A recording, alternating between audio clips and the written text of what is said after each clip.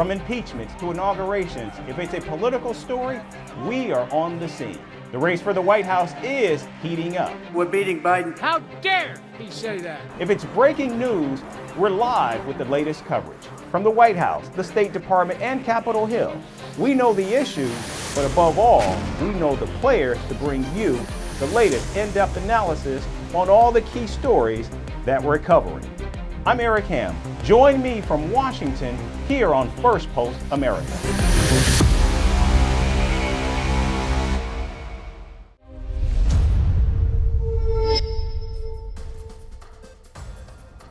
Hello and welcome to Firstpost America. I'm Eric Ham, coming to you live from the nation's capital in Washington, D.C. Over the next few minutes, we'll bring you some of the biggest stories from the United States and around the world. But before we get to that, here's a look at the latest headlines. A passenger plane crash kills at least 18 in the South Asian nation of Nepal. Rescue officials say the pilot is the sole survivor but remains in critical condition. A car bomb explodes, leaving at least 2 severely injured, including a senior military intelligence officer in Russia's capital, Moscow. Authorities launch an investigation into the bombing. Israeli Prime Minister Benjamin Netanyahu to meet former President Donald Trump at his Mar-a-Lago estate in Florida on Friday. This will be their first in-person meeting since Donald Trump left the White House in 2021. A public inquiry in New Zealand reveals that some 200,000 people, including children, kept in state and religious care were abused over the last 70 years. Prime Minister Christopher Luxon calls it a dark and sorrowful day. And luxury sports car maker Ferrari begins accepting cryptocurrency as a form of payment in Europe starting in August. Ferrari already accepts payments in Bitcoin and other cryptocurrencies in the United States.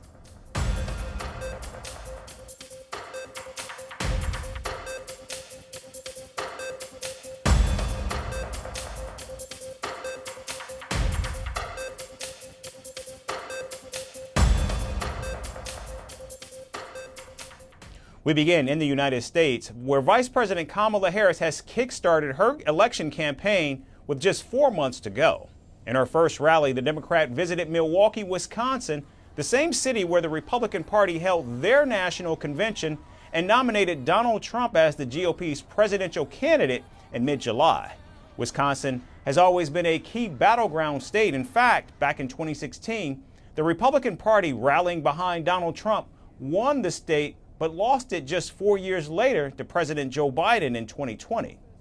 Kamala Harris was welcomed with chants of "lock him up," referring to Donald Trump, an echo of the "lock her up" chants that were prominent at Republican rallies in 2016 when Donald Trump faced Hillary Clinton. And the Democrat was quick to embrace her Wisconsin audience. It is great to be in Milwaukee. As many of you know, our state campaign headquarters are in this city. Yes, and there is a reason for that.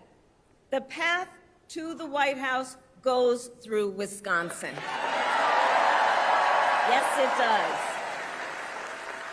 And to win in Wisconsin, we are counting on you right here in Milwaukee. And you all helped us win in 2020. And in 2024, we will win again. Verbally attacking Donald Trump, the presumptive nominee accused her opponent of spreading hate and using his influence to create chaos in the country. Moreover, the vice president also drew a contrast between Donald Trump's election campaign and hers. As Attorney General of California, I took on one of our country's largest for-profit colleges that was scamming students. Donald Trump ran a for-profit college that scammed students. As a prosecutor, I specialized in cases involving sexual abuse. Well, Trump was found liable for committing sexual abuse. As Attorney General of California, I took on the big Wall Street banks and held them accountable for fraud. Donald Trump was just found guilty of fraud on 34 counts.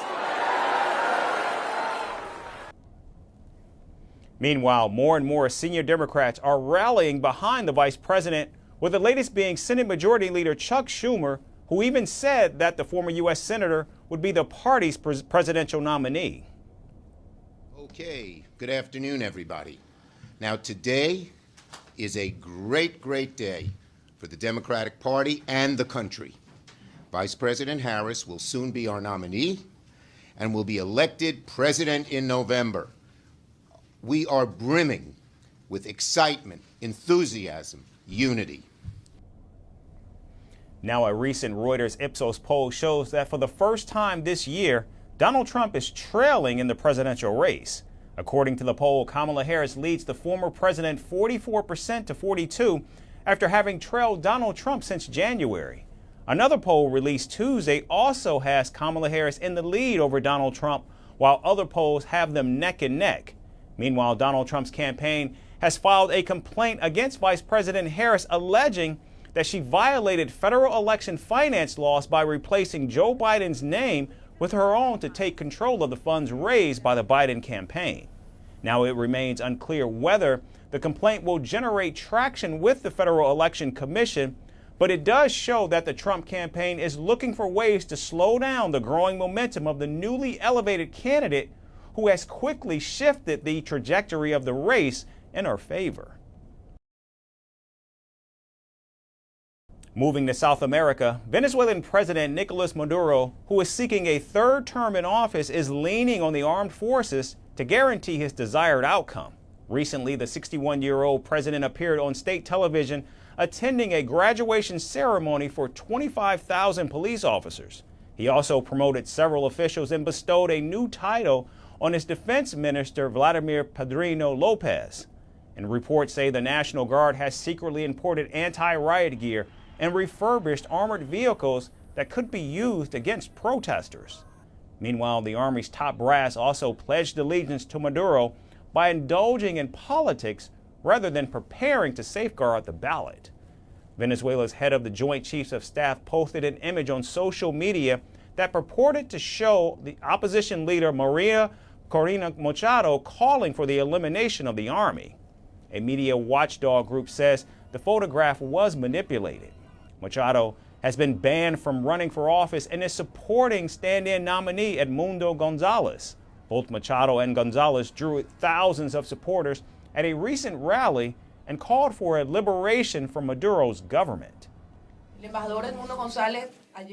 Ambassador Edmundo Gonzalez replied excellently yesterday to have a war there needs to be enemies. There are no enemies here. We managed to unite the country in a redemption to liberation movement.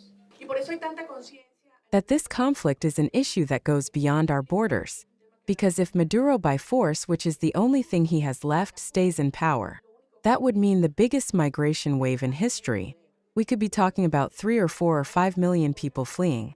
What does that mean for Colombia, for Brazil, for Central America, for the United States?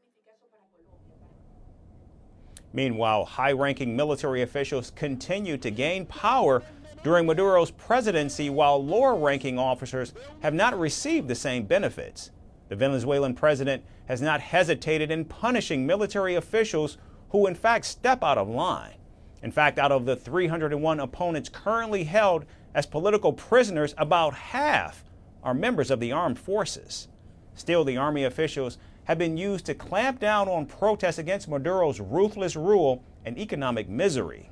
A big reason for this is because the military largely controls Venezuela's mining companies, oil production, food distribution, customs, and 12 out of the 34 government ministries.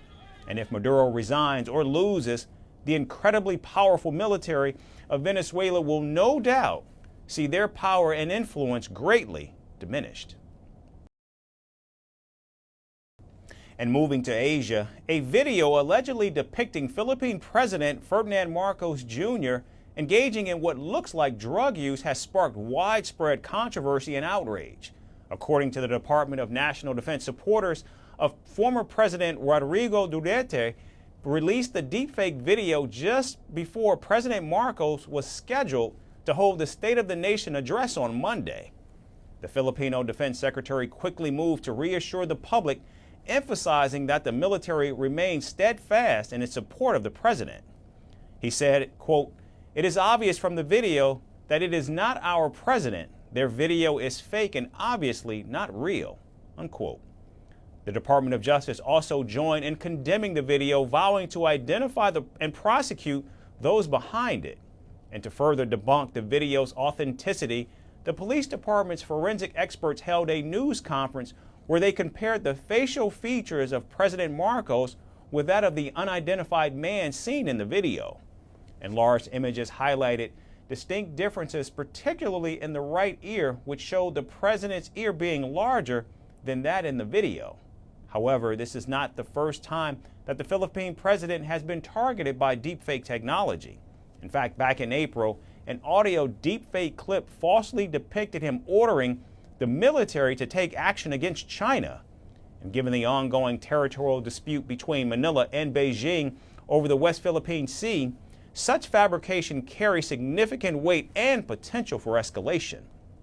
Now, despite official denials and forensic evidence, former President Duterte has doubled down on his allegations. In fact, he's insisted that the video is authentic and reiterated his accusation that President Marcos is a drug user, a claim he's been making since January. So as the Philippines prepares for the May 2025 election, where voters will select a new parliament, the issue of deepfake technology has now taken center stage.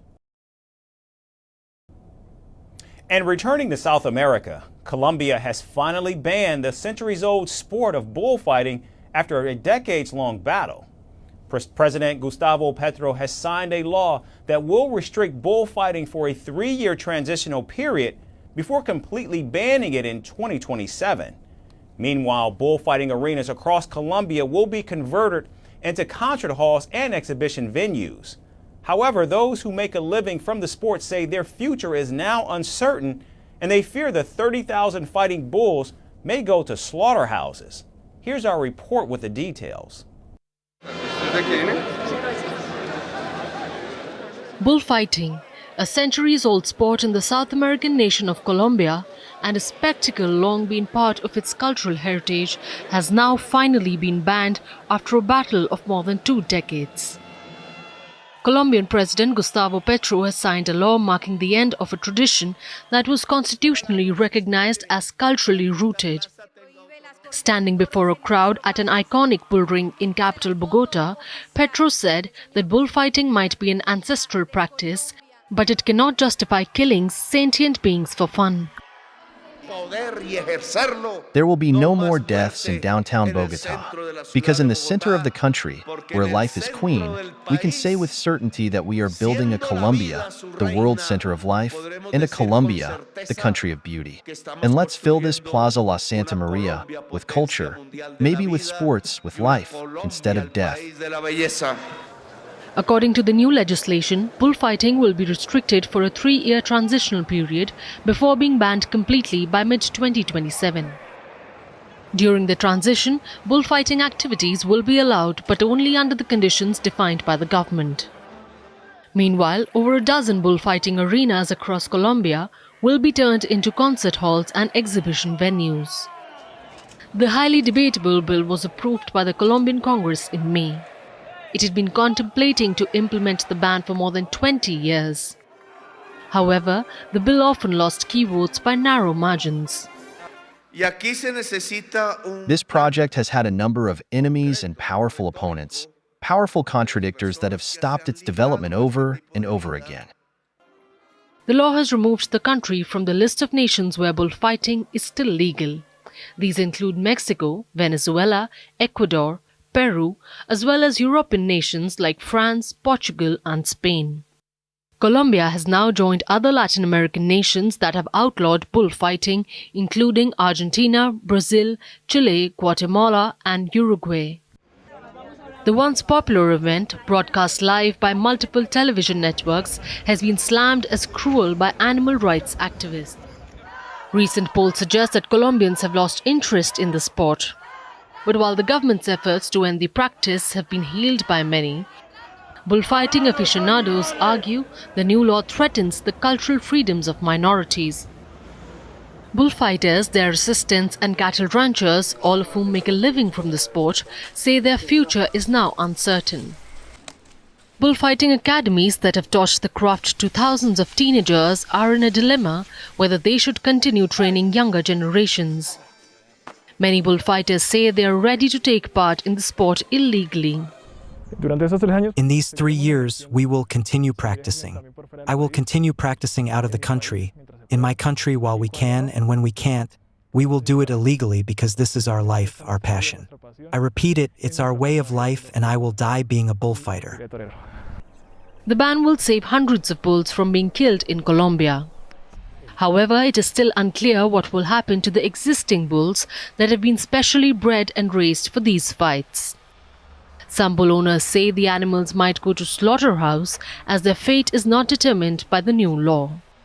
It is estimated that Colombia has more than 30,000 fighting bulls.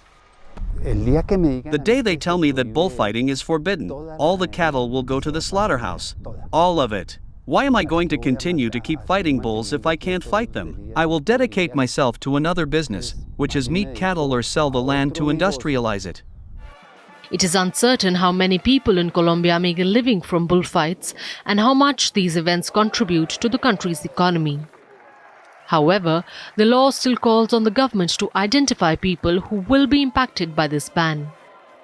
The Colombian government will then finance projects to help them start a new life, one away from bloodshed and celebrated death. And finally to Paris. This year the Olympics are turning up the volume with a special edition, breakdancing. For the first time, this high-energy, rhythm-driven sport, which originated in the Bronx, New York, will take center stage. 32 breakdancers from across the globe will have just 60 seconds to impress the judges and outshine their rivals. Our final report takes you inside. The buzz around the 2024 Olympics is deafening.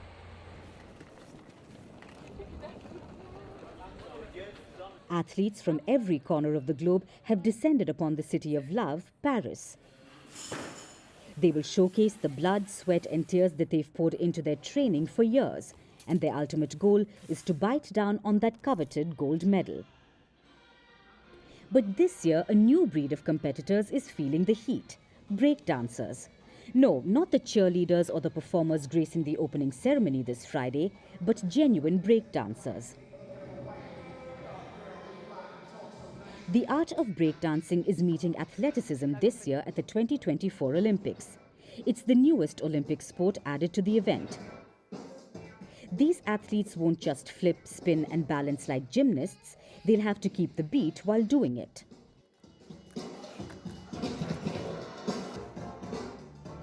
Breaking is a style of dance that developed in New York in the 1970s.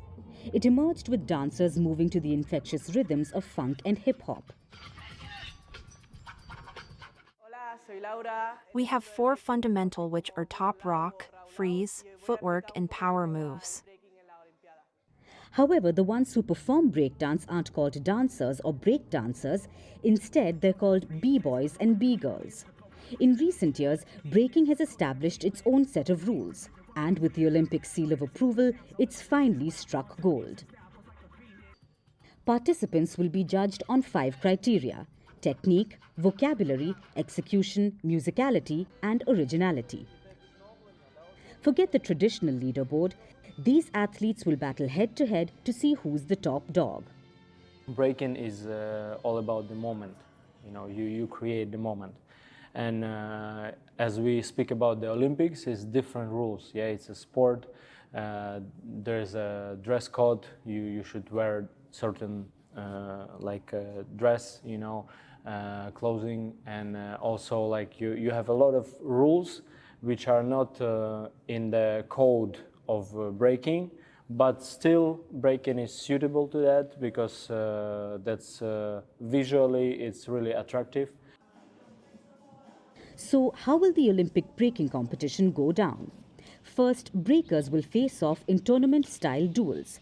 16 boys and 16 girls will compete separately.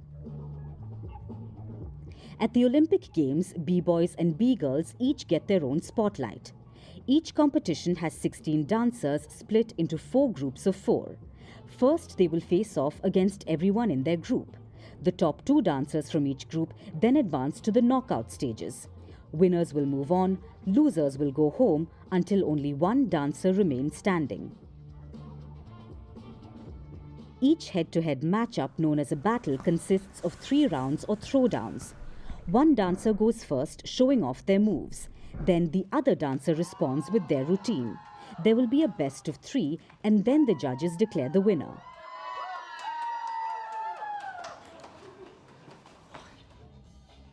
However, it's not as simple as it looks. Unlike regular dance competitions with rehearsed routines, these breakers will jam to spontaneous beats. A DJ controls the music, setting the vibe and rhythm for the battles. So dancers have to groove to whatever beat drops. In simpler terms, they have to nail their best moves on the fly. Now each dancer gets 60 seconds per round to impress the judges. They'll need to plan their moves accordingly. The first wave of participants are from the USA, France, China, Ukraine, Japan, and many more. And the competition will take place on August 9th and 10th. The importance of breaking arriving at the Olympics Games is that it is a step towards making this dancing professional, for people who want to be professional and live out of this, and for the new generations to have a much easier path to start dancing and that they are not seen as freaks. And being an Olympic sport is important so that institutions give us all facilities to have rooms and space for dancing, as well as good conditions. As the world watches Paris light up with athletic prowess, breakdancing is set to steal the show, and maybe even redefine what it means to be an Olympian. So get ready for some serious dance battles. That's our show for today. We certainly thank you so much for tuning in. We hope to see you right back here again tomorrow. Thanks again for watching.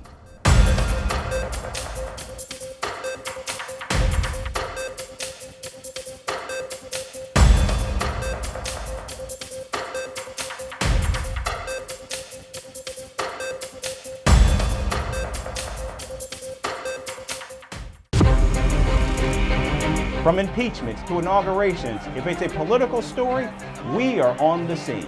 The race for the White House is heating up. We're beating Biden. How dare he say that? If it's breaking news, we're live with the latest coverage. From the White House, the State Department, and Capitol Hill, we know the issues, but above all, we know the players to bring you the latest in-depth analysis on all the key stories that we're covering.